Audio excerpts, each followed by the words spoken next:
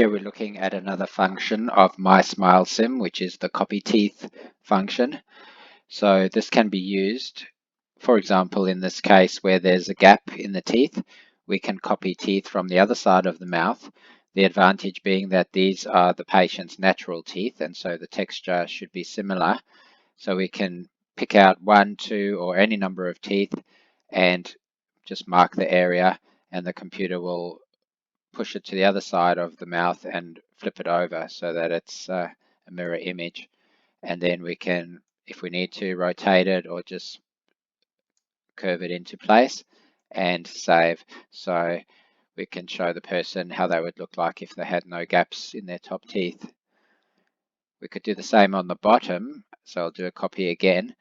This time, because it flips the tooth over as a mirror, I'd use this flip button to flip it back. And then it's just a copy of the tooth next door, and we can put that in and just fill up some of those gaps in the bottom too. Thank you.